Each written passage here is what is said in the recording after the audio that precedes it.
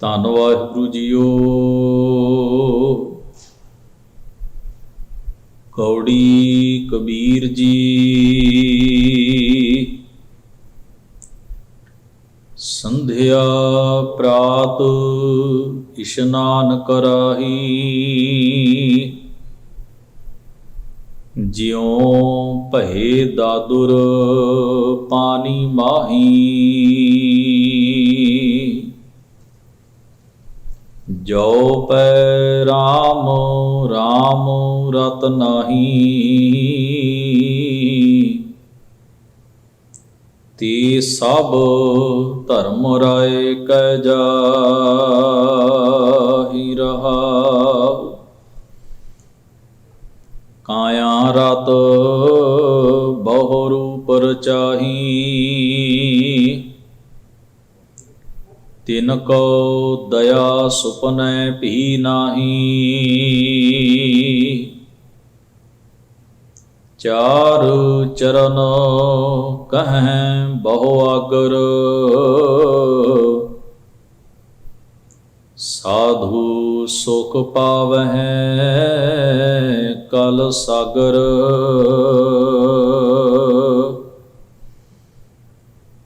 ਕਹੋ ਕਬੀਰ ਬਹੁ ਕਾਇ ਕਰੀਜੈ, ਸਰਬਸ ਛੋੜ ਮਹਾਰਸ ਪੀਜੈ। ਵਾਹਿਗੁਰੂ ਜੀ ਕਾ ਖਾਲਸਾ, ਵਾਹਿਗੁਰੂ ਜੀ ਕੀ ਫਤਿਹ। ਪਰਮ ਸਤਿਕਾਰਯੋਗ ਗੁਰੂ ਸਵਾਰੀ ਸਾਧ ਸੰਗਤ ਜੀਓ,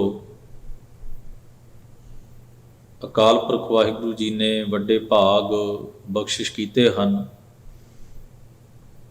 ਸਤਿਗੁਰਾਂ ਦੀ ਧੰਨ ਧੰਨ ਗੁਰੂ ਗ੍ਰੰਥ ਸਾਹਿਬ ਮਹਾਰਾਜ ਜੀ ਦੀ ਪਾਵਨ ਹਜ਼ੂਰੀ ਵਿੱਚ ਬੜੇ ਪ੍ਰੇਮ ਇਕਾਗਰਤਾ ਸਹਿਤ ਸੱਜ ਕੇ ਆਪ ਜੀ ਨੇ ਸਤਿਗੁਰੂ ਦੀ ਪਾਵਨ ਬਾਣੀ ਨਾਲ ਸਾਂਝ ਬਣਾਉਣ ਦਾ ਯਤਨ ਕੀਤਾ ਹੈ। ਆਪ ਜੀ ਨੇ ਭਗਤ ਕਬੀਰ ਸਾਹਿਬ ਜੀ ਮਹਾਰਾਜ ਦਾ ਉਚਾਰਨ ਕੀਤਾ ਹੋਇਆ ਪਾਵਨ ਸ਼ਬਦ, ਜੋ ਗੌੜੀ ਰਾਗ ਵਿੱਚ ਸੁਭਾਈਮਾਨ ਹੈ, ਪਾਠ ਦੇ ਰੂਪ ਵਿੱਚ ਸਰਵਣ ਕੀਤਾ ਹੈ। ਗੁਰੂ ਗ੍ਰੰਥ ਸਾਹਿਬ ਜੀ ਦੇ ਅੰਕ ਨੰਬਰ 324 ਉੱਤੇ ਪਾਵਨ ਸ਼ਬਦ ਸੁਭਾਈਮਾਨ ਹੈ। ਭਗਤ ਜੀ ਮਹਾਰਾਜ ਬਖਸ਼ਿਸ਼ ਕਰਦੇ ਹਨ, ਜਿੰਨਾ ਚਿਰ ਮਨੁੱਖ ਦਾ ਮਨ ਸਰਵ ਵਿਆਪਕ ਪਰਮੇਸ਼ਰ ਵਾਹਿਗੁਰੂ ਦੇ ਨਾਮ ਵਿੱਚ, ਉਸ ਦੀ ਯਾਦ ਵਿੱਚ, ਉਸ ਦੇ ਗੁਣ ਅਤੇ ਇਬਾਦਤ ਵਿੱਚ ਰਤਿਆ ਨਹੀਂ ਜਾਂਦਾ, ਮਨੁੱਖ ਦੇ ਕੀਤੇ ਹੋਏ ਸਾਰੇ ਦੇ ਸਾਰੇ ਕਰਮ ਕਾਂਡ ਜਿਹੜੇ ਹਨ, ਉਹ ਮਨੁੱਖ ਦੇ ਜੀਵਨ ਦੀ ਦਸ਼ਾ ਨੂੰ ਸਵਾਰ ਨਹੀਂ ਸਕਦੇ। ਭਾਵ ਉੱਚਾ ਮਾਰਗ ਭਗਤ ਕਬੀਰ ਜੀ ਨੇ ਦੱਸਿਆ ਹੈ, ਮਨ ਦਾ ਪਰਮੇਸ਼ਰ ਦੇ ਪਿਆਰ ਵਿੱਚ ਪਤੀਜ ਜਾਣਾ। ਕਰਮ ਕਾਂਡ ਮਨੁੱਖ ਦੇ ਅੰਦਰ ਇਹ ਸੰਤੁਸ਼ਟੀ ਭਾਵ ਪੈਦਾ ਨਹੀਂ ਕਰ ਸਕਦੇ, ਜਾਂ ਇਉਂ ਕਹਿ ਲਓ ਕਿ ਜੀਵਨ ਨੂੰ ਸਹੀ ਦਿਸ਼ਾ ਨਹੀਂ ਦੇ ਸਕਦੇ। ਸੰਸਾਰ ਵਿੱਚ ਨਜ਼ਰ ਮਾਰ ਕੇ ਵੇਖੀਏ, ਮਨੁੱਖ ਧਰਮ ਦੇ ਨਾਮ ਦੇ ਉੱਤੇ ਅਣਗਿਣਤ ਹੀ ਕਰਮ ਕਰਦਾ ਹੈ। ਸਾਰੇ ਮਜ਼ਹਬਾਂ ਦੇ ਵਿੱਚ, ਸੰਸਾਰ ਦੇ ਹਰ ਕੋਨੇ ਉੱਤੇ, ਸੰਸਾਰ ਦੀ ਹਰ ਥਾਂ ਦੇ ਉੱਤੇ ਕਿੰਨੇ ਜ਼ਿਆਦਾ ਕਰਮ ਹਨ ਜਿਹੜੇ ਪ੍ਰਚਲਿਤ ਨੇ, ਔਰ ਮਨੁੱਖ ਰੈਗੂਲਰ ਆਪਣੇ ਜੀਵਨ ਦੇ ਵਿੱਚ ਉਹਨਾਂ ਨੂੰ ਨਿਭਾਉਣ ਦਾ ਯਤਨ ਕਰਦਾ ਹੈ। ਪਰ ਇਹਨਾਂ ਸਾਰੇ ਕੰਮਾਂ ਦੇ ਬਾਵਜੂਦ ਵੀ ਸਾਡੇ ਸਭਨਾਂ ਦੇ ਅੰਦਰ, ਮਨੁੱਖ ਦੇ ਅੰਦਰ, ਇਨਸਾਨ ਦੇ ਅੰਦਰ ਰੱਬ ਦੇ ਪ੍ਰਤੀ ਉਹ ਅਹਿਸਾਸ ਪੈਦਾ ਨਹੀਂ ਹੋਇਆ। ਜਿਉਂ ਇਉਂ ਕਹਿ ਲਓ ਵੀ ਅਸੀਂ ਉਸ ਆਤਮਿਕ ਉੱਚਤਾ ਤੱਕ ਨਹੀਂ ਪਹੁੰਚੇ ਜਿਹੜੀ ਗੁਰਬਾਣੀ ਰਚਣ ਵਾਲੇ ਮਹਾਂਪੁਰਖਾਂ ਨੂੰ, ਭਗਤ ਸਾਹਿਬਾਨਾਂ ਨੂੰ, ਮਹਾਨ ਲੋਕਾਂ ਨੂੰ ਹੋਈ। ਇਸ ਦਾ ਕੀ ਕਾਰਨ ਹੋ ਸਕਦਾ ਹੈ? ਅਸੀਂ ਆਪਣੀ ਜ਼ਿੰਦਗੀ ਵਿੱਚ ਕਰਮ ਕਾਂਡ ਵੀ ਬਹੁਤ ਕਰਦੇ ਹਾਂ, ਰਸਮਾਂ ਵੀ ਬਹੁਤ ਨਿਭਾਉਂਦੇ ਹਾਂ, ਬਹੁਤ ਸਾਰੇ ਮਿੱਥੇ ਹੋਏ ਕੰਮ ਕਰਨ ਦਾ ਯਤਨ ਕਰਦੇ ਹਾਂ, ਔਰ ਬਹੁ ਗਿਣਤੀ ਕਰਦੀ, ਥੋੜੇ ਨਹੀਂ ਕਰਦੇ, ਬਹੁ ਗਿਣਤੀ ਕਰਦੀ। ਪਰ ਇਸ ਦੇ ਬਾਵਜੂਦ ਵੀ ਸਾਡੇ ਅੰਦਰ ਦੀਆਂ ਤੰਗ ਦਿਲੀਆਂ ਨਹੀਂ ਮੁੱਕਦੀਆਂ। ਇਸ ਦੇ ਬਾਵਜੂਦ ਵੀ ਸਾਡੇ ਅੰਦਰ ਉਹ ਅਹਿਸਾਸ ਪੈਦਾ ਨਹੀਂ ਹੁੰਦਾ, ਸਾਡੀ ਆਤਮਾ ਚੇਤਨ ਨਹੀਂ ਹੁੰਦੀ, ਸਾਡੇ ਮਨ ਦੀ ਮੈਲ ਨਹੀਂ ਜਾਂਦੀ, ਸਾਡਾ ਕਰਮ ਉਜਲਾ ਨਹੀਂ ਹੁੰਦਾ, ਜੀਵਨ ਇਹਨਾਂ ਬੰਦਸ਼ਾਂ ਤੋਂ ਮੁਕਤ ਨਹੀਂ ਹੁੰਦਾ ਜਿਨ੍ਹਾਂ ਨੂੰ ਗੁਰਬਾਣੀ ਨੇ ਬਿਆਨ ਕੀਤਾ ਹੈ। ਕੀ ਉਹ ਕਰਮ ਕਰਨ ਵਿੱਚ ਸਾਡੀ ਕੋਈ ਪ੍ਰੋਬਲਮ ਹੈ, ਜਾਂ ਉਹ ਕਰਮ ਹੀ ਐਸੇ ਹਨ ਜਿਨ੍ਹਾਂ ਨਾਲ ਜੀਵਨ ਦੀ ਦਸ਼ਾ ਬਦਲ ਨਹੀਂ ਸਕਦੀ? ਕਿਤੇ ਨਾ ਕਿਤੇ ਤੇ ਕੋਈ ਮੁਸ਼ਕਲ ਹੈ। ਜਾਂ ਤਾਂ ਅਸੀਂ ਆਪਣੇ ਮਿੱਥੇ ਹੋਏ ਕਰਮ ਕਰਨ ਨੂੰ ਤਰਜੀਹ ਦਿੰਦੇ ਹਾਂ ਔਰ ਖੁਦ ਹੀ ਇਹ ਭਰਮ ਪਾਲਦੇ ਹਾਂ ਕਿ ਅਸੀਂ ਇੰਨੇ ਜ਼ਿਆਦਾ ਕਰਮ ਕਰ ਲਏ ਹਨ, ਅਸੀਂ ਇੰਨੀ ਪ੍ਰੈਕਟਿਸ ਜਾਂ ਅਭਿਆਸ ਕੀਤਾ ਹੈ ਔਰ ਇੰਨਾ ਲੰਮਾ ਸਮਾਂ ਅਸੀਂ ਅਭਿਆਸ ਕਰਦੇ ਆ ਰਹੇ ਹਾਂ। ਜਾਂ ਫਿਰ ਸਾਡੇ ਅਭਿਆਸ ਵਿੱਚ ਕੋਈ ਮੁਸ਼ਕਲ ਹੈ, ਕਰਮ ਸਾਰੇ ਹੀ ਆਪਣੀ ਜਗ੍ਹਾ ਤੇ ਸਹੀ ਹਨ। ਤਾਂ ਇਹਨਾਂ ਦੋਨਾਂ ਗੱਲਾਂ ਨੂੰ ਅਸੀਂ ਸਮਝਣ ਦਾ ਯਤਨ ਕਰਨਾ ਹੈ। ਗੁਰੂ ਸਾਹਿਬ ਜੀ ਨੇ ਬਾਣੀ ਦੇ ਅੰਦਰ ਗਿਆਨਹੀਣੰ ਅਗਿਆਨ ਪੂਜਾ ਅੰਧ ਵਰਤਾਰਾ ਭਾਉ ਦੂਜਾ, ਅਗਿਆਨਤਾ ਦੀ ਸਥਿਤੀ ਵਿੱਚੋਂ, ਅਗਿਆਨਤਾ ਦੀ ਮਨੋਦਸ਼ਾ ਵਿੱਚੋਂ ਪੈਦਾ ਹੋਏ ਕਰਮ ਜਿਹੜੇ ਹਨ ਉਹ ਸਾਨੂੰ ਕਿਤੇ ਵੀ ਪਹੁੰਚਾ ਨਹੀਂ ਸਕਣਗੇ। ਮੰਨ ਲਓ ਜਿਵੇਂ ਬੁਝਿਆ ਹੋਇਆ ਦੀਵਾ ਕੋਈ ਆਪਣੀ ਹਥੇਲੀ ਤੇ ਰੱਖ ਲੈ, ਰਾਤ ਦੇ ਹਨੇਰੇ ਵਿੱਚ ਬੁਝਿਆ ਹੋਇਆ ਦੀਵਾ, ਖਾਲੀ ਦੀਵਾ ਆਪਣੀ ਤਲੀ ਉੱਤੇ, ਹਥੇਲੀ ਉੱਤੇ ਰੱਖ ਕੇ ਸਫ਼ਰ ਕਰੇ, ਤਾਂ ਕੀ ਉਹ ਬੁਝਿਆ ਹੋਇਆ ਦੀਵਾ ਜਿਹੜਾ ਹੈ ਉਹਨੂੰ ਰਾਹ ਵਿਖਾ ਸਕਦਾ, ਉਹਨੂੰ ਠੋਕਰਾਂ ਤੋਂ, ਟੱਕਰਾਂ ਤੋਂ, ਡਿੱਗਣ ਤੋਂ ਬਚਾ ਸਕਦਾ? ਸਾਹਮਣੇ ਪਈਆਂ ਹੋਈਆਂ ਚੀਜ਼ਾਂ ਦੀ ਸਹੀ ਪਛਾਣ ਹਨੇਰੇ ਵਿੱਚ ਦੱਸਣ ਦੀ ਸਮਰੱਥਾ ਰੱਖਦਾ ਹੈ? ਬਿਲਕੁਲ। ਅਗਿਆਨਤਾ ਦੀ ਮਨੋਦਸ਼ਾ ਵਿੱਚੋਂ ਨਿਕਲੇ ਹੋਏ ਕਰਮ ਵੀ ਇਸੇ ਤਰ੍ਹਾਂ ਦੇ ਹੁੰਦੇ, ਉਹ ਬੁਝੇ ਦੀਵੇ ਵਰਗੇ ਹੁੰਦੇ ਨੇ। ਭੁਲੇਖਾ ਤੇ ਹੈ ਵੀ ਮੇਰੇ ਕੋਲ ਦੀਵਾ ਹੈ, ਪਰ ਰੋਸ਼ਨੀ ਨਹੀਂ ਕਰਦਾ, ਚਾਨਣ ਨਹੀਂ ਦਿੰਦਾ। ਤੋ ਹਰ ਮਨੁੱਖ ਇਵੇਂ ਸੋਚਦਾ ਹੈ, ਜੋ ਉਸ ਨੂੰ ਸਹੀ ਲੱਗਦਾ ਉਹ ਆਪਣੇ ਹਿਸਾਬ ਨਾਲ ਉਹਨੂੰ ਕਰਦਾ ਵੀ ਆਹ ਕੰਮ ਕਰਨ ਨਾਲ ਸ਼ਾਇਦ ਰੱਬ ਦੇ ਉੱਤੇ ਅਹਿਸਾਨ ਹੋਏਗਾ ਤੇ ਵਾਹਿਗੁਰੂ ਦੇ ਨਾਲ ਮੇਰੀ ਸਾਂਝ, ਨੇੜਤਾ, ਰਿਲੇਸ਼ਨ ਬਣ ਜਾਏਗਾ, ਮੈਂ ਧਰਮੀ ਹੋ ਜਾਵਾਂਗੀ। ਉਹ ਕਹ ਲਓ ਮੈਂ ਧਰਮੀ ਹੋ ਜਾਵਾਂਗਾ। ਅਸੀਂ ਆਪਣੇ ਕਰਮ ਕਾਂਡਾਂ ਦੇ ਬਲ ਬੂਤੇ ਦੇ ਉੱਤੇ, ਆਪਣੇ ਮਿੱਥੇ ਹੋਏ ਕਰਮਾਂ ਦੇ ਬਲ ਬੂਤੇ ਦੇ ਉੱਤੇ ਧਰਮੀ ਹੋਣਾ ਲੋਚਦੇ ਹਾਂ, ਉਹਦੇ ਵਿੱਚੋਂ ਉੱਚੀ ਆਤਮਿਕ ਅਵਸਥਾ ਚਾਹੁੰਦੇ ਹਾਂ।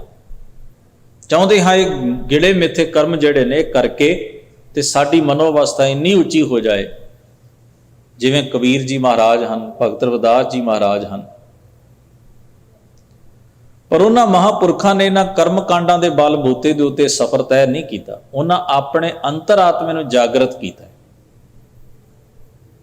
ਉਹਨਾਂ ਦੇ ਅੰਦਰ ਉਹ ਮਹਾਨ ਬਖਸ਼ਿਸ਼ਾਂ ਵਰਤ ਰਹੀਆਂ ਸਨ। ਵਾਹਿਗੁਰੂ ਦੇ ਪ੍ਰਤੀ ਅਹਿਸਾਸ, ਘੱਟ ਘੱਟ ਵਿੱਚ ਉਸ ਵਾਹਿਗੁਰੂ ਨੂੰ ਪਛਾਣਨਾ ਤੇ ਜਾਣਨਾ, ਆਪਣੇ ਆਪ ਨੂੰ ਖੋਜਣਾ ਤੇ ਪੜਤਾਲਣਾ, ਮਨ ਆਤਮਾ ਨੂੰ ਸੁਚਿਆ ਤੇ ਪਾਕ ਪਵਿੱਤਰ ਰੱਖਣ ਦਾ ਆਹਰ ਕਰਨਾ, ਨੇਕ ਆਚਰਣ, ਉੱਚਾ ਅਮਲ, ਬੜੇ ਗੁਣ ਸਨ ਜਿਨ੍ਹਾਂ ਦੀ ਬਾਣੀ ਨੇ ਤਸਦੀਕ ਕੀਤੀ ਹੈ ਵੀ ਇਹ ਗੁਣ ਲਾਜ਼ਮ ਹਨ ਮਨੁੱਖ ਦੇ ਜੀਵਨ ਵਿੱਚ, ਜੇ ਉਹ ਰੱਬ ਵਾਲਾ ਹੋਣਾ ਚਾਹੁੰਦਾ ਹੈ, ਜੇ ਉਹ ਧਰਮੀ ਹੋਣਾ ਚਾਹੁੰਦਾ ਹੈ। ਪਰ ਮਨੁੱਖ ਦੀ ਇੱਕ ਬੜੀ ਵੱਡੀ ਉਲਝਣ ਹੈ, ਉਹ ਨਾ ਤਾਂ ਆਪਣੇ ਮਨ ਨੂੰ ਪੜਤਾਲਦਾ ਤੇ ਨਾ ਆਪਣੇ ਨਿੱਜ ਨੂੰ ਸਵਾਰਨ ਵਾਸਤੇ ਕੋਈ ਆਹਰ ਕਰਦਾ। ਉਹ ਕੇਵਲ ਕਰਮ ਕਾਂਡਾਂ ਦੀ ਗਿਣਤੀ ਵਧਾਉਂਦਾ ਹੈ, ਦਿਨ ਬ ਦਿਨ। ਰੋਜ਼ ਉਹ ਕਰਮਾਂ ਦੇ ਵਿੱਚ ਇਜ਼ਾਫਾ ਕਰਦਾ ਵੀ ਅੱਜ ਮੈਂ ਇੰਨਾ ਕੰਮ ਕੀਤਾ ਹੈ, ਕੱਲ ਮੈਂ ਇੰਨਾ ਕਰਾਂਗਾ। ਫਿਜ਼ੀਕਲੀ ਹੀ ਸਾਰੀ ਕਸਰਤ ਕਰਨ ਨੂੰ ਉਹ ਸਮਝਦਾ ਵੀ ਇਹੀ ਸਭ ਤੋਂ ਵੱਡਾ ਧਰਮ ਹੈ ਜਿਹੜਾ ਮੈਂ ਕਮਾ ਰਿਹਾ।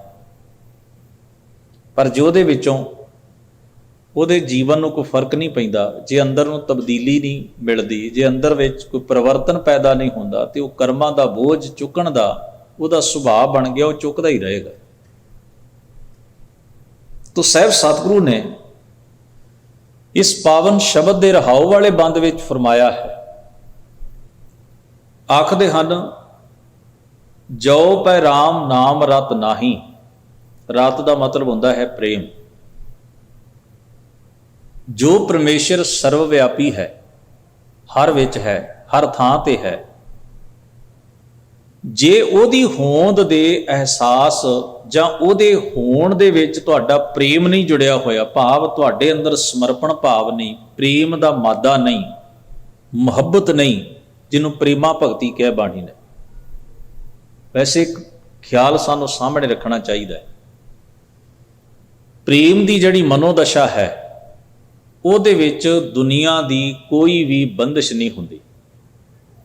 ਜੇ ਮੈਂ ਉਦਾਹਰਣ ਦੇਣਾ, ਮਾਂ ਨੂੰ ਬੱਚੇ ਨਾਲ ਪ੍ਰੇਮ ਹੈ, ਬੱਚੇ ਦੇ ਕੱਪੜੇ ਗੰਦੇ ਵੀ ਹੋਣਗੇ ਨਾ, ਉਹਦੇ ਅੰਗ ਪੈਰ ਸਰੀਰ ਉਹਦਾ ਜਿਹੜਾ ਉਹ ਮਿੱਟੀ ਨਾਲ ਵੀ ਲਿਬੜਿਆ ਹੋਏਗਾ, ਮਾਂ ਨੂੰ ਕਲਾਵੇ ਵਿੱਚ ਲੈਣ ਤੋਂ ਸੰਕੋਚ ਨਹੀਂ ਕਰੇਗੀ, ਕਿਉਂਕਿ ਉੱਥੇ ਜਿਹੜਾ ਰਿਲੇਸ਼ਨ ਹੈ, ਜਿਹੜਾ ਜਜ਼ਬਾਤ, ਜਿਹੜੀ ਫੀਲਿੰਗ ਹੈ ਵਿਚਕਾਰ, ਉਹ ਪ੍ਰੇਮ ਦੀ ਹੈ। ਆਮ ਤੌਰ ਦੇ ਉੱਤੇ ਉਹੀ ਮਾਂ, ਉਹੀ ਔਰਤ ਜਦੋਂ ਚੰਗੇ ਕੱਪੜੇ ਪਾ ਕੇ ਫਿਰ ਰਹੀ ਹੈ, ਤੁਰ ਰਹੀ ਹੈ, ਤਾਂ ਉਹ ਕੋਸ਼ਿਸ਼ ਕਰਦੀ ਉਹਦੇ ਕੱਪੜੇ ਨੂੰ ਦਾਗ ਨਾ ਲੱਗੇ, ਮਿੱਟੀ ਨਾ ਲੱਗੇ। ਪਰ ਜਦੋਂ ਉਹੀ ਮਿੱਟੀ ਉਹਦੇ ਬੱਚੇ ਦੇ ਕੱਪੜਿਆਂ ਨੂੰ ਲੱਗੀ ਹੈ ਤੇ ਉਸ ਬੱਚੇ ਨੂੰ ਚੁੱਕਣਾ ਪੈਂਦਾ ਹੈ, ਤਾਂ ਕਿਸੇ ਬੰਦਿਸ਼ ਦੀ ਸ਼ਿਕਾਰ ਨਹੀਂ ਹੁੰਦੀ। ਉਹਦੇ ਅੰਦਰ ਕਿਸੇ ਕਿਸਮ ਦਾ ਨਫ਼ਰਤੀ ਭੇਦ ਪੈਦਾ ਨਹੀਂ ਹੁੰਦਾ। ਉਹਦੇ ਮਨ ਵਿੱਚ ਇਹ ਬਿਲਕੁਲ ਖਿਆਲ ਨਹੀਂ ਆਉਂਦਾ ਵੀ ਇਹਦੇ ਗੰਦੇ ਕੱਪੜਿਆਂ ਨਾਲ ਮੇਰੇ ਕੱਪੜੇ ਮੈਲੇ ਹੋ ਜਾਣਗੇ, ਕਿਉਂਕਿ ਉੱਥੇ ਇਹ ਚੀਜ਼ਾਂ ਮਾਈਨਰ ਹੋ ਗਈਆਂ, ਇਹਨਾਂ ਚੀਜ਼ਾਂ ਵੱਲ ਧਿਆਨ ਹੀ ਨਹੀਂ ਜਾਂਦਾ। ਉੱਥੇ ਪ੍ਰੇਮ ਹਾਵੀ ਹੈ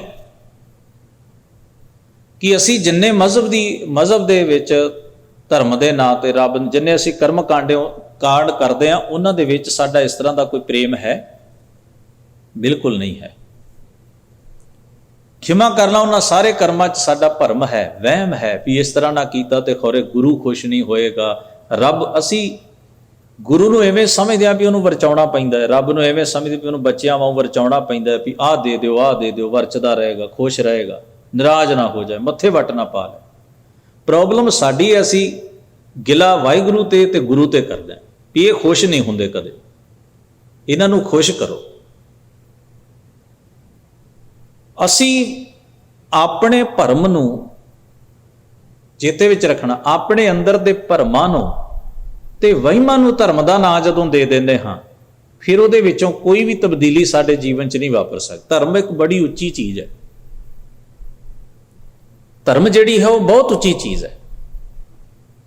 ਵਹਿਮ ਨੂੰ ਧਰਮ ਨਹੀਂ ਕਹਿੰਦੇ, ਨਾ ਭਰਮ ਨੂੰ ਧਰਮ ਕਹਿੰਦੇ ਹਾਂ, ਪਰ ਅਸੀਂ ਆਪਣੇ ਭਰਮ ਨੂੰ ਹੀ ਧਰਮ ਮੰਨ ਕੇ ਉਹਨਾਂ ਭਰਮਾਂ ਦੀ ਪ੍ਰੈਕਟਿਸ ਕਰਦੇ ਰਹਿੰਦੇ ਹਾਂ ਲਗਾਤਾਰ। ਉਹਨਾਂ ਭਰਮਾਂ ਚੋਂ ਹੀ ਕਰਮਕਾਂਡ ਨਿਕਲਦੇ ਨੇ, ਉਹਨਾਂ ਕਰਮਕਾਂਡਾਂ ਨੂੰ ਹੀ ਅਸੀਂ ਸਾਰਾ ਕੁਝ ਮੰਨ ਕੇ ਕਰਦੇ ਹਾਂ ਵੀ ਇਹ ਕਰਮਕਾਂਡ ਹੀ ਰੱਬ ਤੱਕ, ਗੁਰੂ ਤੱਕ, ਪਰਮੇਸ਼ਰ ਤੱਕ ਸਾਡੀ ਪਹੁੰਚ ਬਣਾਉਣਗੇ। ਤੋ ਜਿਹੜੀ ਪ੍ਰੇਮ ਦੀ ਮਨੋ ਅਵਸਥਾ ਹੈ, ਪ੍ਰੇਮ ਜਿਹੜਾ ਉਹ ਸਮਰਪਣ ਕਰਨ ਨੂੰ ਤੁਹਾਨੂੰ ਕਹਿੰਦਾ ਵੀ ਸਮਰਪਿਤ ਹੋਵੋ, ਤੁਸੀਂ ਕੁਝ ਨਹੀਂ ਹੋ ਪ੍ਰੇਮ ਸਾਹਮਣੇ। ਪ੍ਰੇਮ ਵਿੱਚ ਕੋਈ ਈਗੋ ਨਹੀਂ, ਕੋਈ ਹਉਮੈ ਨਹੀਂ, ਕੋਈ ਉੱਚਾਪਨ ਨਹੀਂ, ਕੋਈ ਅੰਦਰ ਕਿਸੇ ਕਿਸਮ ਦੀ ਤੰਗ ਦਿਲੀ ਨਹੀਂ। ਸਮਰਪਣ ਭਾਵ ਹੈ ਕਿ ਆਪਣਾ ਆਪ ਸਮਰਪਿਤ ਕਰਨਾ ਹੈ, ਆਪਣਾ ਆਪ ਕੁਰਬਾਨ ਕਰਨਾ ਹੈ, ਆਪਣੇ ਆਪ ਨੂੰ ਢਾਲ ਲੈਣਾ ਹੈ। ਪ੍ਰੇਮ ਦੇ ਵਿੱਚ ਕਿਸੇ ਕਿਸਮ ਦੀ ਈਗੋ ਨਹੀਂ ਹੁੰਦੀ, ਕੋਈ ਸਵਾਰਥ ਵੀ ਨਹੀਂ ਹੁੰਦਾ, ਕੋਈ ਲੱਭ ਚਸਕਾ ਵੀ ਨਹੀਂ ਹੁੰਦਾ।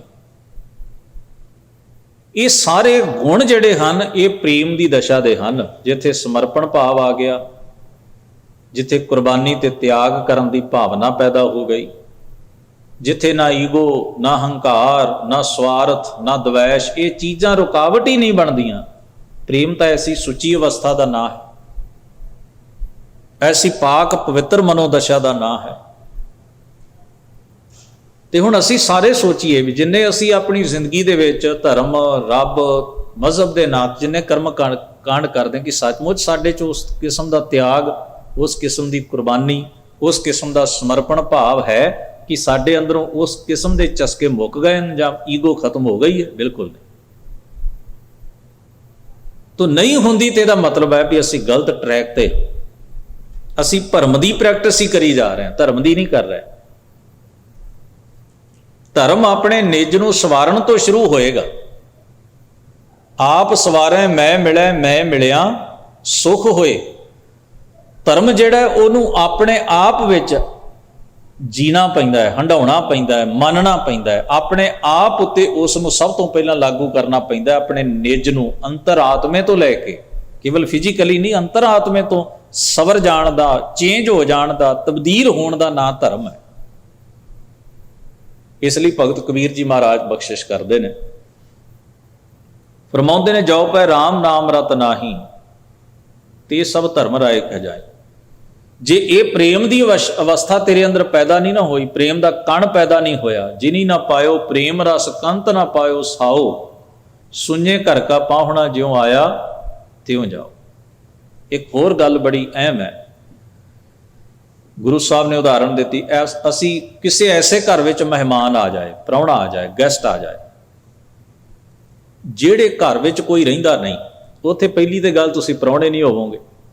ਮੰਨ ਲਓ ਘਰ ਖਾਲੀ ਪਿਆ, ਖੰਡਰ ਹੈ, ਹੁਣ ਉੱਥੇ ਅਸੀਂ ਚਲੇ ਹੀ ਇਸ ਫੀਲਿੰਗ ਨਾਲ ਜਾਈਏ ਵੀ ਅਸੀਂ ਗੈਸਟ ਜਾ ਰਹੇ ਹਾਂ, ਅਸੀਂ ਪ੍ਰਾਹੁਣੇ ਬਣ ਕੇ ਜਾ ਰਹੇ ਹਾਂ। ਜਦੋਂ ਉਸ ਘਰ 'ਚ ਰਹਿੰਦਾ ਹੀ ਕੋਈ ਨਹੀਂ, ਤੁਸੀਂ ਪ੍ਰਾਹੁਣੇ ਕਿਹਦੇ ਹੋ, ਗੈਸਟ ਕਿਹਦੇ ਹੋ? ਤੁਹਾਨੂੰ ਉੱਥੇ ਵੈਲਕਮ ਕੌਣ ਕਰੇਗਾ, ਜੀ ਆਇਆਂ ਕੌਣ ਆਖੇਗਾ, ਤੁਹਾਡੀ ਆਓ ਭਗਤ ਕੌਣ ਕਰੇਗਾ, ਤੁਹਾਨੂੰ ਬੈਠਣ ਨੂੰ ਕੌਣ ਆਖੇਗਾ, ਤੁਹਾਨੂੰ ਵਿਦਾ ਕੌਣ ਕਰੇਗਾ? ਜਿਹੜਾ ਪ੍ਰੋਟੋਕਾਲ ਹੈ ਇੱਕ, ਉਹ ਕੌਣ ਪੂਰਾ? ਜਦੋਂ ਘਰ ਹੀ ਖਾਲੀ ਹੈ ਖੰਡਰ, ਸੁੰਝੇ ਘਰ ਕਾ ਪਾਹੁਣਾ ਉਹਨੂੰ ਕਹਿੰਦੇ ਨੇ, ਕਿ ਘਰ ਸੁੰਝਾ ਪਿਆ, ਖਾਲੀ ਹੈ, ਬਿਲਕੁਲ ਕੋਈ ਨਹੀਂ ਰਹਿੰਦਾ ਉੱਥੇ, ਤੇ ਉੱਥੇ ਕੋਈ ਮਹਿਮਾਨ ਬਣ ਕੇ ਆ, ਮੰਨ ਲਓ ਕੋਈ ਆਉਂਦਾ ਹੈ, ਮਹਿਮਾਨ ਆਉਂਦਾ, ਅੱਗੋਂ ਘਰ ਖਾਲੀ ਹੈ, ਆਪਾਂ ਇਵੇਂ ਲੈ ਲਈਏ ਇਸ ਗੱਲ ਨੂੰ ਵੀ ਆਪਾਂ ਕਿਤੇ ਜਾਂਦੇ ਹਾਂ, ਘਰ ਖਾਲੀ ਹੈ, ਤੇ ਹੁਣ ਜਦੋਂ ਸਾਨੂੰ ਅੱਗੋਂ ਕੋਈ ਸੰਭਾਲਣ ਵਾਲਾ ਹੀ ਨਹੀਂ, ਮਿਲਣ ਵਾਲਾ ਹੀ ਨਹੀਂ, ਤੇ ਸਾਡਾ ਉਸ ਜਗ੍ਹਾ ਦੇ ਉੱਤੇ ਆਦਰ ਕਿਵੇਂ ਹੋਏਗਾ? ਸਾਨੂੰ ਬਹਿਣ ਨੂੰ ਕੌਣ ਆਖੇਗਾ? ਇਸ ਲਈ ਮਹਾਰਾਜ ਕਹਿੰਦੇ, ਜਿਨੀ ਨਾ ਪਾਇਓ ਪ੍ਰੇਮ ਰਸ ਕੰਤ ਨਾ ਪਾਇਓ ਸਾ। ਕਈ ਵਾਰ ਇਸ ਤਰ੍ਹਾਂ ਵੀ ਹੁੰਦਾ, ਕਰਮ ਸਹੀ ਹੁੰਦਾ ਵੀ ਆਪਾਂ ਜਿਹੜਾ ਕਰਮ ਕਰਦੇ ਉਹ ਸਹੀ ਹੈ, ਪਰ ਅੰਦਰ ਪ੍ਰੇਮ ਨਹੀਂ। ਉਹ ਕਰਮ ਅੰਦਰ ਟਿਕਦਾ ਕਿਉਂ ਨਹੀਂ? ਉਸ ਕਰਮ ਦਾ ਅਸਰ ਅੰਦਰ ਕਿਉਂ ਨਹੀਂ ਪੈਂਦਾ? ਵੀ ਉਸ ਕਰਮ 'ਚ ਪ੍ਰੇਮ ਕੋਈ ਨਹੀਂ ਸੀ, ਬੱਧਾ ਚੱਟੀ ਭਰੀ ਗਈ, ਉਹਨੂੰ ਇਉਂ ਹੈ ਵੀ ਅੰਦਰ ਕਿਸੇ ਵੈਲਕਮ ਹੀ ਨਹੀਂ ਆਖਿਆ, ਹਿਰਦੇ 'ਚੋਂ ਵਸਿਆ ਹੀ ਨਹੀਂ, ਅੰਦਰ ਸਪੇਸ ਹੀ ਹੈ ਨਹੀਂ ਸੀ, ਅੰਦਰ ਕੋਈ ਇੱਛਾ ਹੀ ਨਹੀਂ ਸੀ ਵੀ ਉਹ ਕੰਮ ਮੇਰੀ ਲਾਈਫ ਦਾ, ਮੇਰੇ ਕਰੈਕਟਰ ਦਾ ਹਿੱਸਾ ਬਣੇ। ਇਸ ਕਰਕੇ ਕੀਤਾ ਤੇ ਛੱਡ ਦਿੱਤਾ। ਜਿਵੇਂ ਸੁੰਝੇ ਘਰ 'ਚ ਮਹਿਮਾਨ ਆਇਆ ਤੇ ਚਲਾ ਗਿਆ ਫੇਰਾ ਪਾ ਕੇ, ਉਹਨੂੰ ਨਾ ਕਿਸੇ ਬੈਠਣ ਵਾਸਤੇ ਕਿਹਾ, ਨਾ ਕਿਸੇ ਨੇ ਉਹਦੀ ਸੇਵਾ ਕੀਤੀ, ਨਾ ਉਹਨੂੰ ਕੋਈ ਜਗ੍ਹਾ ਮਿਲੀ। ਉਹਨੇ ਵੇਖਿਆ ਵੀ ਘਰ 'ਚ ਕੋਈ ਨਹੀਂ ਰਹਿੰਦਾ, ਵਾਪਸ ਚਲਾ ਗਿਆ। ਕਈ ਵਾਰ ਅਸੀਂ ਚੰਗੀ ਸੰਗਤ ਵਿੱਚ ਵੀ ਬੈਠਦੇ ਹਾਂ, ਅਸੀਂ ਗੱਲ ਨਹੀਂ ਬੰਦਾ ਸਾਰਾ ਹਰ ਵੇਲੇ ਮਾੜੀ ਸੰਗਤ 'ਚ ਨਹੀਂ, ਚੰਗੀ ਸੰਗਤ 'ਚ ਵੀ ਆਪਾਂ ਬਹਿੰਦੇ ਹਾਂ, ਚੰਗੀ ਗੱਲ ਵੀ ਸੁਣਦੇ ਹਾਂ, ਚੰਗੇ ਬਚਨ ਵੀ ਪੜ੍ਹਦੇ ਹਾਂ, ਪਰ ਉਹ ਚੀਜ਼ਾਂ ਦਾ ਅਸਰ ਕਬੂਲ ਨਹੀਂ ਕਰਦਾ ਮਨ। ਇਹਦਾ ਮਤਲਬ ਹੈ ਅੰਦਰ ਉਹਨਾਂ ਚੀਜ਼ਾਂ ਪ੍ਰਤੀ ਲਗਾਵ ਨਹੀਂ, ਪ੍ਰੇਮ ਨਹੀਂ ਹੈ। ਜੇ ਪ੍ਰੇਮ ਹੁੰਦਾ ਤੇ ਉਹ ਚੀਜ਼ ਅੰਦਰ ਵਸ ਜਾਂਦੀ, ਉਹ ਗੱਲ ਅੰਦਰ ਟਿਕ ਜਾਂਦੀ, ਉਹ ਕੀਤਾ ਹੋਇਆ ਪਾਠ ਜਿਹੜਾ ਉਹ ਅਸਰ ਅੰਦਾਜ਼ ਹੁੰਦਾ ਵੀ ਏਡੀ ਵੱਡੀ ਗੱਲ। ਜ਼ਰਾ ਸੋਚ ਕੇ ਵੇਖੀਏ, ਗੁਰੂ ਨਾਨਕ ਸਾਹਿਬ ਸਫ਼ਰ ਕਰ ਰਹੇ ਨੇ, ਜੰਗਲਾਂ, ਪਹਾੜਾਂ, ਰੇਗਿਸਤਾਨਾਂ, ਬੀਆਬਾਨਾਂ, ਉਜਾੜਾਂ ਦਾ ਸਫ਼ਰ, ਲਗਾਤਾਰ ਮਹਾਰਾਜ ਸਫ਼ਰ ਤੇ ਨੇ, ਭਾਈ ਮਰਦਾਨਾ ਜੀ ਨਾਲ ਨੇ। ਉਹਨਾਂ ਸਮਿਆਂ ਦੇ ਵਿੱਚ ਅੱਖਰੀ ਵਿਦਿਆ ਜਾਣਨ ਵਾਲੇ ਆਮ ਲੋਕ ਘੱਟ ਹੁੰਦੇ ਸਨ, ਕਿ ਜਿਨ੍ਹਾਂ ਨੂੰ ਐਜੂਕੇਸ਼ਨ ਇਸ ਤਰ੍ਹਾਂ ਦੀ ਅੱਖਰੀ ਮਿਲੀ ਹੋਵੇ। ਹੁਣ ਤਾਂ ਅਸੀਂ ਐਜੂਕੇਸ਼ਨ ਦੇ ਪੈਟਰਨ ਬਣਾ ਲਏ, ਪੈਰਾਮੀਟਰ ਸੈੱਟ ਕਰ ਲਏ, ਤੇ ਕਈ ਵਾਰ ਸਾਨੂੰ ਇਹ ਹੁੰਦਾ ਵੀ ਜਿਹੜਾ ਆਹ ਲੈਂਗੁਏਜ ਜਾਣਦਾ ਨਾ ਉਹ ਬਿਲਕੁਲ ਸਿਆਣਾ ਹੀ ਹੋਏਗਾ। ਸਾਡੇ ਅੰਦਰ ਇਹ ਵੀ ਇੱਕ ਭਰਮ ਪੈ ਜਾਂਦਾ ਵੀ ਆਹ ਭਾਸ਼ਾ ਜਿਹੜਾ ਬੋਲਣ ਵਾਲਾ ਨਾ ਬੰਦਾ, ਇਹ ਤਾਂ ਸਿਆਣਾ ਹੀ ਹੋਏਗਾ, ਕਿਉਂਕਿ ਭਾਸ਼ਾ ਬੋਲਦੇ ਹੀ ਸਿਆਣੇ ਲੋਕ। ਕੋਈ ਜ਼ਰੂਰੀ ਨਹੀਂ ਹੈ। ਜਾਂ ਫਿਰ ਆਪਾਂ ਇੱਕ ਹੋਰ ਪੈਰਾਮੀਟਰ ਸੈੱਟ ਕਰ ਲਿਆ ਵੀ ਇਸ ਤਰ੍ਹਾਂ ਦੀ ਜਿਹੜੀ ਡਰੈਸ ਪਹਿਨਦਾ ਹੈ ਨਾ ਬੰਦਾ, ਭਾਵੇਂ ਉਹ ਧਰਮ ਦੀ ਹੋਵੇ ਤੇ ਭਾਵੇਂ ਉਹ ਵੈਸੇ ਬਾਹਰੋਂ ਬੰਦਾ ਚੰਗਾ ਐਜੂਕੇਟਡ ਜਿਹਾ ਲੱਗਦਾ ਹੋਵੇ, ਟਾਈ ਸ਼ਾਈ ਲਾ ਕੇ ਚੰਗਾ ਆਪਣੇ ਆਪ ਨੂੰ ਤਿਆਰ, ਆਪਾਂ ਕਹਿੰਦੇ ਬੜਾ ਸਿਆਣਾ ਹੋਏਗਾ। ਕੋਈ ਜ਼ਰੂਰੀ ਥੋੜ੍ਹਾ ਪਹਿਰਾਵਾ ਬੰਦੇ ਨੂੰ ਸਿਆਣਾ ਕਰੇ। ਕੋਈ ਇਹ ਵੀ ਜ਼ਰੂਰੀ ਨਹੀਂ ਵੀ ਤੁਹਾਨੂੰ ਕੋਈ ਖਾਸ ਲੈਂਗੁਏਜ ਆਉਂਦੀ ਹੈ ਤੁਸੀਂ ਸਿਆਣੇ ਹੋ ਜਾਓ। ਇਹ ਵੀ ਕੋਈ ਜ਼ਰੂਰੀ ਨਹੀਂ ਤੁਸੀਂ ਕਿਸੇ ਖਾਸ ਥਾਂ ਤੇ ਰਹਿੰਦੇ ਹੋ ਤੇ ਤੁਸੀਂ ਸਿਆਣੇ ਹੋਵੋ। ਵੀ ਮੈਂ ਗੁਰਦੁਆਰੇ ਬੈਠਾ ਦਾ ਮਤਲਬ ਇਹ ਥੋੜ੍ਹੀ ਹੈ ਵੀ ਸਾਰਾ ਧਰਮ ਮੇਰੇ ਅੰਦਰ ਹੀ ਜਮ੍ਹਾਂ ਹੋ ਗਿਆ। ਹੋ ਸਕਦਾ ਮੇਰੇ ਤੋਂ ਵੱਧ ਧਰਮੀ ਬਾਹਰ ਵੀ ਹੋਣ। ਇਹ ਤਾਂ ਆਪਣੀ ਆਪਣੀ ਕਮਾਈ ਹੈ, ਆਪਣਾ ਆਪਣਾ ਅਭਿਆਸ ਹੈ। ਤਾਂ ਅਸੀਂ ਇਹਨਾਂ ਚੀਜ਼ਾਂ ਨੂੰ ਬੰਨ੍ਹ ਲੈਨੇ, ਸਾਡੇ ਮਨ 'ਚ ਇੱਕ ਭਰਮ ਪੈ ਜਾਂਦਾ ਹੈ ਵੀ ਬੰਦਾ ਜਿਹੜਾ ਹੈ ਉਹ ਖਾਸ ਡਰੈਸ ਬੜਾ ਸੋਹਣਾ ਸਜਿਆ ਧਜਿਆ ਹੈ, ਭਾਵੇਂ ਉਹ ਧਰਮ ਵਰਗੀ ਕੋਈ ਮਜ਼ਹਬੀ ਪਹਿਰਾਵਾ ਕਹਿ ਲਓ, ਜਾਂ ਫਿਰ ਉਹ ਜਿਹੜੀ ਡਰੈਸ ਹੈ ਜਿਵੇਂ ਕੋਈ ਕਿਸੇ ਨੂੰ ਆਪਾਂ ਕਹਿ ਲੈਂਦੇ ਵੀ ਬਾਹਰੀ ਤੌਰ ਦੇ ਉੱਤੇ ਜੋ ਜ਼ਮਾਨੇ ਦੇ ਹਿਸਾਬ ਨਾਲ ਸਭ ਤੋਂ ਚੰਗੀ ਡਰੈਸ ਲੋਕ ਪਹਿਨਦੇ, ਆਪਾਂ ਸਮਝਦੇ ਵੀ ਬੰਦਾ ਬਿਲਕੁਲ ਸਿਆਣੀ ਗੱਲ ਹੀ ਕਰੇ, ਇਹਦੀ ਡਰੈਸ ਕਹਿੰਦੀ ਹੈ ਵੀ ਬੰਦਾ ਸਿਆਣਾ ਲੱਗਦਾ। ਇਹਦਾ ਮਤਲਬ ਹੈ ਵੀ ਅਸੀਂ ਜਿਹੜੀ ਸਿਆਣਪ ਹੈ, ਜਿਹੜੀ ਸਚਾਈ ਹੈ ਜਾਂ ਜਿਹੜੀ ਅਕਲਮੰਦੀ ਹੈ, ਉਹਦੇ ਪੈਰਾਮੀਟਰ ਸੈੱਟ ਕਰ ਲੈ। ਪਰ ਜ਼ਰੂਰੀ ਥੋੜ੍ਹਾ ਜੋ ਅਸੀਂ ਪੈਰਾਮੀਟਰ ਸੈੱਟ ਕੀਤਾ ਹੈ ਸਾਰੀ ਸਿਆਣਪ, ਅਕਲਮੰਦੀ, ਦਨਾਈ, ਸਚਾਈ, ਧਰਮ ਸਭ ਉਹਦੇ ਵਿੱਚ ਹੀ ਹੋਵੇ, ਕੋਈ ਜ਼ਰੂਰੀ ਨਹੀਂ। ਹਰ ਧਾਰਮਿਕ ਪਹਿਰਾਵੇ ਵਾਲਾ ਧਾਰਮਿਕ ਨਹੀਂ ਹੁੰਦਾ, ਹਰ ਕੋਈ ਖਾਸ ਬੋਲੀ ਬੋਲਣ ਵਾਲਾ, ਵੈਸੇ ਤਾਂ ਸਾਰੀਆਂ ਬੋਲੀਆਂ ਹੀ ਖਾਸ ਨੇ, ਪਰ ਮੰਨ ਲਓ ਸਾਡੀ ਦ੍ਰਿਸ਼ਟੀ 'ਚ ਜਿਹੜੀ ਹੈ ਜ਼ਰੂਰੀ ਥੋੜ੍ਹਾ ਉਹਨਾਂ ਹੀ ਸਿਆਣਾ ਹੋਵੇ, ਜ਼ਰੂਰੀ ਥੋੜ੍ਹਾ ਜਿਹਨੇ 4-5 ਪੈਨ ਟੰਗੇ ਨੇ ਉਹ ਬਹੁਤ ਜ਼ਿਆਦਾ ਪੜ੍ਹਿਆ ਲਿਖਿਆ ਹੋਵੇ, ਕੋਈ ਜ਼ਰੂਰੀ ਥੋੜ੍ਹਾ। ਇਹ ਤਾਂ ਅਸੀਂ ਗੈਸ ਕਰਦੇ ਹਾਂ ਨਾ ਵੀ ਇਸ ਤਰ੍ਹਾਂ ਹੋ ਸਕਦਾ, ਇਸ ਤਰ੍ਹਾਂ ਹੋ ਸਕਦਾ, ਨਹੀਂ। ਸਤਿਗੁਰੂ ਸੱਚੇ ਪਾਤਸ਼ਾਹ ਮਹਾਰਾਜ ਨੇ ਇਸੇ ਤਰ੍ਹਾਂ ਇਹ ਗੱਲ ਸਾਨੂੰ ਸਮਝਾਈ ਵੀ ਜ਼ਰੂਰੀ ਨਹੀਂ ਜਿਹੜਾ ਗਿਣਤੀ ਦੇ ਜ਼ਿਆਦਾ ਕੰਮ ਕਰਦਾ ਉਹੀ ਰੱਬ ਦੇ ਨੇੜੇ ਹੋਵੇ, ਜਾਂ ਉਹਦੇ ਅੰਤਰਾਤਮੇ ਵਿੱਚ ਵੀ ਤਬਦੀਲੀ ਆ ਗਈ ਹੋਵੇ। ਹੋ ਸਕਦਾ ਉਹ ਵਿਚਾਰਾ ਕਰਮਾਂ ਦਾ ਭਾਰ ਹੀ ਢੋਈ ਜਾ ਰਿਹਾ ਹੋਵੇ। ਕਈ ਵਾਰ ਵੇਖਣ ਚ ਆਉਂਦਾ ਛੋਟਾ ਬੱਚਾ ਬਹੁਤ ਸਿਆਣੀ ਗੱਲ ਕਰ ਦਿੰਦਾ ਜਿਹੜੀ ਬਜ਼ੁਰਗ ਕੋਲੋਂ ਵੀ ਨਹੀਂ ਹੁੰਦੀ। ਜਿਹਨੇ ਜ਼ਿੰਦਗੀ ਦੇ 60-70 ਸਾਲ ਹੰਢਾਏ ਨਾ, ਹੋ ਸਕਦਾ ਉਹਨੂੰ ਵੀ ਜਗ੍ਹਾ, ਸਥਿਤੀ, ਕਿਹੜੀ ਗੱਲ ਕਿੱਥੇ ਕਰਨੀ ਕੋਈ ਮਤਲਬ ਨਾ ਹੋਵੇ, ਤੇ ਬੱਚਾ ਜਿਹੜਾ ਉਹ ਕਈ ਵਾਰ ਸਮਝਾਉਂਦਾ ਹੈ ਵੀ ਇਹ ਗੱਲ ਗਲਤ ਹੈ, ਤੁਸੀਂ ਕਹਿ ਨਹੀਂ ਸਕਦੇ ਇਸ ਤਰ੍ਹਾਂ, ਕੀ ਮੰਨਿਆ ਜਾਏ ਜੀ। ਅਕਲ ਤੇ ਉਮਰਾਂ ਦੀ ਮਥਾਜ ਵੀ ਨਹੀਂ ਰਹੀ। ਜਿਹਨੇ ਜ਼ਿੰਦਗੀ ਦੇ 70-60 7 ਦਹਾਕੇ 8 ਦਹਾਕੇ ਹੰਢਾ ਲੈ, 6 ਦਹਾਕੇ ਹੰਢਾ ਲੈ, ਉਹਨੂੰ ਵੀ ਗੱਲ ਦਾ ਪਤਾ ਨਹੀਂ ਲੱਗਿਆ ਜਿਹੜੀ 10 ਸਾਲ ਦੇ 15 ਸਾਲ ਦੇ ਬੱਚੇ ਨੂੰ ਪਤਾ ਲੱਗੇ, 1.5 ਦਹਾਕਾ ਹੰਢਾਉਣ ਵਾਲੇ। ਤਾਂ ਇਹਨਾਂ ਗੱਲਾਂ 'ਚ ਕੋਈ ਚਤੁਰਾਈ ਨਹੀਂ ਹੈ। ਸਤਿਗੁਰੂ ਸੱਚੇ ਪਾਤਸ਼ਾਹ ਨੇ ਇਸੇ ਕਰਕੇ ਬਾਣੀ ਦੇ ਵਿੱਚ ਫਰਮਾਇਆ ਹੈ, ਉਹ ਜਿਹੜੇ ਵਾਧੂ ਸਾਰੇ ਕਰਮ ਹਨ ਉਹ ਕੀ ਹਨ? ਤੇ ਸਭ ਧਰਮ ਰਾਏ ਕਹਿ ਜਾਹੀ। ਉਹ ਸਮਝੋ ਵੀ ਤੁਹਾਡਾ ਟੈਕਸ ਹੀ ਹੈ। ਜਿਵੇਂ ਆਪਾਂ ਜਿੰਨੀ ਕਮਾਈ ਕਰੀ ਉਹਨਾਂ ਸਾਰਾ ਟੈਕਸ ਹੀ, ਕਮਾਈ ਓਨੀ ਕਰੀਏ ਵੀ ਜਿੰਨਾ ਟੈਕਸ ਜਾਣਾ ਹੋਵੇ, ਤੇ ਸਾਨੂੰ ਕੀ ਬਚੇਗਾ? ਅਸੀਂ ਤੇ ਫਿਰ ਸਾਲ ਪੁਰਾਣੇ ਕੱਪੜੇ ਹੀ ਪਾਵਾਂਗੇ ਨਾ, ਕਿਉਂਕਿ ਲੈਣ ਦੀ ਕਪੈਸਿਟੀ ਨਹੀਂ ਹੋਣੀ। ਜਿੰਨੀ ਕਮਾਈ ਕੀਤੀ ਉਹਨਾਂ ਟੈਕਸ ਚਲਾ ਗਿਆ, ਬਚਿਆ ਕੀ? ਉਹਨਾਂ ਖਰਚਾ ਵੱਧ ਹੋ ਜਾਏ ਕਿਸੇ ਦਾ, ਸੇਵਿੰਗ ਹੋਵੇ ਨਾ, ਤੇ ਉਹ ਅੱਗੇ ਥੋੜ੍ਹਾ ਵੱਧ ਸਕਦਾ। ਉਹਦੀਆਂ ਲੋੜਾਂ ਕਿਵੇਂ ਪੂਰੀਆਂ ਹੋਣਗੀਆਂ? ਲੋੜ ਪੈਣ ਤੇ ਉਹ ਕਿੱਧਰ ਨੂੰ ਜਾਏਗਾ? ਇਸੇ ਤਰ੍ਹਾਂ ਅਸੀਂ ਜਿੰਨੇ ਕਰਮ ਕਾਂਡ ਕਰਦੇ ਆ ਨਾ, ਉਹਨਾਂ ਕਰਮ ਕਾਂਡਾਂ ਦੀ ਹਉਮੈ ਹੀ ਇੰਨੀ ਪਾੜ ਲੈਨੇ ਵੀ ਸੁਧਾਰ ਕੋਈ ਨਹੀਂ ਹੁੰਦਾ। ਕੰਮ ਥੋੜਾ ਹੈ, ਹਉਮੈ ਜ਼ਿਆਦੀ ਹੈ। ਕੰਮ ਥੋੜਾ ਹੈ, ਈਗੋ ਹੋਰ ਜ਼ਿਆਦਾ ਵੱਡੀ ਹੋ ਜਾਂਦੀ, ਪੱਥਰ ਬਣ ਜਾਂਦੀ, ਅੰਦਰ ਹੋਰ ਜ਼ਿਆਦਾ ਸਾਡੇ ਅੰਦਰ ਸਵਾਰਥ ਪੈਦਾ ਹੋ ਜਾਂਦਾ। ਸੇਵਾ ਥੋਰੀ ਮੰਗਨ ਬਹੁਤਾ, ਮੈਲ ਨਾ ਪਾਵੈ ਕਹਿ ਤੋ ਬਹੁਤਾ। तो मैं उदाहरण दे रहा सा भी महाराज जिस वेले जाते ने, उन्होंने समय चखरी विद्या नहीं सी। तुरद्या जांद्या जांद्या किते महाराज रोके, कोई प्रेमी सतसंगी आया, महाराज ने कोई बचन किया, उन्हें वो बचन चेते कर लिया। महाराज ने आ गल कही, कई पीढ़ियां तक वो दस गया। सारी उम्र उन्हें एक तो ये चेता रखा भी महाराज मैनू मिले, दूजी गल उन्हें ये चेते रखी भी महाराज गुरु नानक साहब सच्चे पातशाह गल कह गए। हो सकता उन्होंने प्रॉपर सेंटेंस भी याद ना रहा होवे, उम्र के लिहाज नाल, समय के लिहाज नाल सब चीज़ां भुल जांदियां ना, पर उन्होंने इन्नी गल चेते भी इस तरह की गल महाराज ने मैनू आ सिक्ख्या दित्ती सी। जांदियां जांदियां उन्हें दिल च वसा ली। मरण तो पहला पहला वो अपनी औलाद नूं दस गया भी आ गल गुरु नानक साहब ने कही सी, आपां उहदे सिख हां। एक गल उन्हें सुनी, जीवन च वस गई। ओहदी सिक्खी चेते च रखियो, ओहदी सिक्खी मेरे कर्म कांडी सिक्खी नालों किते ज़्यादा प्रपक्व है, किते ज़्यादा स्ट्रोंग है। गुरु साहब दे पल भर दर्शन, गुरु साहब जी दी बिल्कुल थोड़ा जिहा समा हो सकता है, उन्हें अद्धा घंटा, 1 घंटा, 2 घंटे, चलो 1 दिन ला लो। 1 दिन महाराज की सोबत माणी ते एक अद्ध बचन उन्होंने चेते रहा, उन्हें वो मन लिया ते कमा लिया, ਉਹਦੇ जीवन च सिक्खी टे ਗੁਰੂ ਨਾਨਕ ਉਹਨੂੰ ਭੁੱਲਿਆ ਨਹੀਂ ਕਦੇ।